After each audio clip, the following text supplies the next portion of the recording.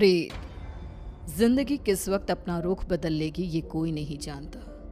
कब फूलों से भरी बगिया उजड़कर खाक हो जाएगी, कब मैदान बंजर रेगिस्तान हो जाएगा और कब खुशियों से भरी जिंदगी मायूस हो जाएगी, ये कोई नहीं जानता।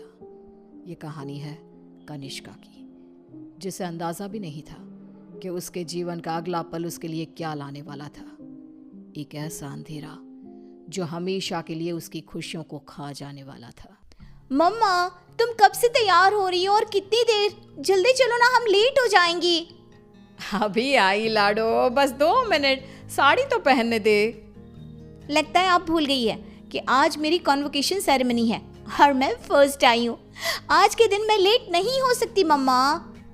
इसीलिए तो समय लग रहा है लाडो।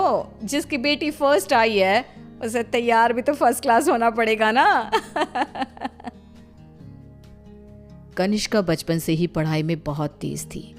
हमेशा फर्स्ट आना, एक्स्ट्रा करिकुलर एक्टिविटीज में पार्टिसिपेट करना और अपने घर वालों का नाम रोशन करना, ये सब उसके लिए आम था। हड़बड़ाते हुए अपनी मम्मी और पापा के साथ कनिष्का अपने कॉन्वोकेशन में चली जाती है। I must say, Mr. and Mrs. Verma, you are very lucky जो आपके घर इतनी होनहार बच्ची पैदा हुई, वरना इस उम्र में तो अक्सर लड़के और लड़कियां भटक जाते हैं। पर कनिष्का दिन रात अपनी पढ़ाई में लगी रही और आज उसने हमारे कॉलेज का नाम पूरे स्टेट में रोशन किया है। स्टेज पर जाकर कनिष्का अपनी डिग्री लेती है। उसके लिए आज का दिन बेहद खुशी का था और वो इस पल को हमेशा के लिए कैद कर लेना चाहती थी। चारों तरफ खुशी का माहौल था। तभी कनिष्का की फ्रेंड्स उसके पास आती हैं।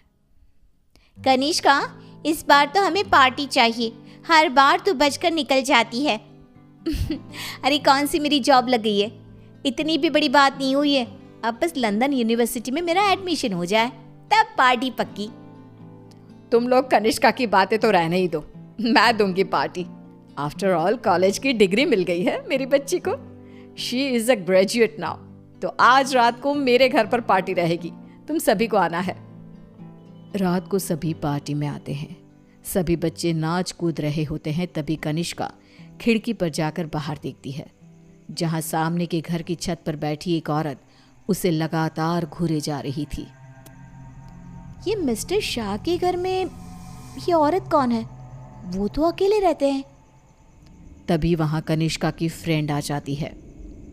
तू यहाँ रात को बाहर तारे देख रही है क्या? चलना, सब कितना एंजॉय कर रहे हैं। कनिष्का नेहा के साथ चली तो जाती है, पर उसे बहुत अजीब महसूस होने लगता है, मानो कोई सदियों पुराना दुख उसकी आत्मा को याद आ गया हो। ये अचानक मुझे रोने का मन क्यों कर रहा है? और ये स्मेल कहाँ से आ रही है? मम्मी लगता है कोई पार्टी में नॉनवेज ले आया है। Are you gone mad, Kanishka? We all know कि तुम्हारी फैमिली वेजिटेरियन है। तो ये सड़ी हुई मछलियों का गंध कहाँ से आ रहा है? क्या मजाक है ये कहकर कनिष्का जोर जोर से चीखने लग जाती है। कनिष्का की आवाज सुनकर गौतम वहां आता है। ड्रामा मत करो कनिष्का, बस इसी कारण से ही मैं पार्टी वार्टी पसंद नहीं करता। चलो जाओ अपने कमरे में। सभी अपने अपने घर चले जाते हैं और इसके बाद कनिष्का का बिहेवियर और भी खराब होता जाता है। रात को 3 बजे अचानक उठकर कनिष्का दीवारों से बातें करने लगती है। उसकी आवाज सुनकर रीना भागते हुए आती है। अरे बेटा, इतनी रात को तुम यहाँ पर क्या कर रही हो? और दीवार को देखकर किससे बात कर रही हो लाडो? कोई नहीं है यहाँ। रीना कनिष्का को सीने से लगा लेती है। कनिष्का का शरीर बहुत गर्म था। रीना ये देखकर सोच में पड़ जाती है। आज तक मेरी बच्ची ने कभी ऐसा बिहेव नहीं किया, आज क्या हो गया है इसे? शाम तक तो बिल्कुल ठीक थी और अब अचानक इतना तेज बुखार। ये सब क्या हो रहा है? रीना भागकर थर्मोमीटर लाती है और कनिष्का का टेम्परेचर चेक करती है, पर उसका टेम्परेचर बिल्कुल नॉर्मल था। ऐसा कैसे हो सकता है? ये सब क्या हो रहा है? अचानक मेरी बेटी को किसकी नजर लग गई? रीना अपनी बेटी के साथ ही सो जाती है और अगली सुबह डॉक्टर को बुलाती है, पर डॉक्टर के टेस्ट के बाद भी सब कुछ नॉर्मल ही निकलता है। अब ये क्या नया लफड़ा आ गया है? एक और नया खर्चा। ये क्या कह रहे हैं आप? जब तक कनिष्का टॉपर थी तब तक आपकी बेटी थी और आज बेचारी बच्ची तकलीफ में है तो ये सब कहने लगे आप। रीना और गौतम में बहस हो जाती है। गुस्से में गौतम घर से बाहर निकलता है, जहां उसे पता चलता है कि मिस्टर शाह अब नहीं रहे। वो घर आकर कनिष्का के पास बैठी रीना को इस बात की खबर देते हैं, जिसे सुनते ही अब तक सोई कनिष्का अचानक मुस्कुराने लगती है और भागती हुई अपनी अलमारी खोलती है और सारे सामान को बाहर बिखेर देती है। क्या ढूंढ रही है बेटा, मुझे बता लाडो।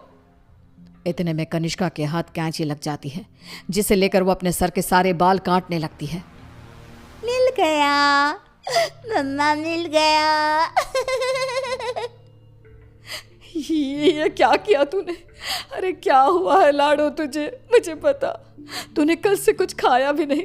कुछ खा ले बेटा, कमजोर हो जाएगी। पेट भर गया है। कितनी उल्टियां भी की मैंने, पूरे के पूरे शाह को खाकर बैठा हूं मैं। खाकर बैठा हूं? ये सब क्या कह रही है तू? बाथरूम में जाकर देख ले। रीना बाथरूम में जाती है, जहां बेसिन में नीले रंग की उल्टी थी, जिसमें मांस के टुकड़े थे, जिसे देखकर रीना को भी उल्टी आने लगती है। वो भागकर वापस कनिष्का के कमरे में आती है। सुनिए जी, हमें जल्द से जल्द कनिष्का को किसी पंडित जी के पास ले जाना होगा। ये कुछ और ही है। आज के जमाने की होकर तुम ये सब क्या कह रही हो? ऐसा कुछ नहीं होता। गौतम अपनी पत्नी की बात को इग्नोर कर देता है। इसी तरह दिन बीतने लगते हैं। भूखी रहने के कारण अब कनिष्का के शरीर की हड्डियां भी दिखने लगती है। उसकी आंखों के नीचे काले गड्ढे आ चुके थे। अब मैं किसी की नहीं सुनूंगी, बहुत हुआ। रीना अपनी जान पहचान के एक पंडित जी को अपने घर पर लेकर आती है, जो कनिष्का की हालत देखकर ही समझ जाते हैं। बच्ची की हालत बहुत खराब है, इसे मैं नहीं संभाल पाऊंगा। ये मेरे गुरुजी ही कर सकते हैं, जो कुछ ही दिन पहले साधना के लिए हिमालय जा चुके हैं। रीना हर तरफ हाथ पैर मारती है कि कहीं कोई रास्ता दिख जाए। फिर उसे घोस्ट कैचर के बारे में पता चलता है। डूबते को तिनकी का सहारा समझ रीना उनकी टीम को भी अपने घर पर बुला लेती है और वो लोग कनिष्का से पूछताछ शुरू कर देते हैं। क्या आई हो तुम और कौन हो? कितनों के नाम बताऊं? मतलब तुम एक से ज्यादा हो, एक से ज्यादा हो इस लड़की के शरीर में। बताओ बताओ कितने हो? हम 42 प्रेत हैं। कनिष्का की बात सुन वहां मौजूद सब लोग हैरान रह जाते हैं। उसके शरीर में बसे इन प्रेतों को निकालना अब किसी के बस में नहीं रह गया था। उसी शाम कनिष्का की मृत्यु हो जाती है, जिसका सदमा रीना बर्दाश्त नहीं कर पाती और सब कुछ छोड़ अपनी बेटी के साथ हुए इस हादसे के पीछे की वजह का पता लगाने निकल पड़ती है।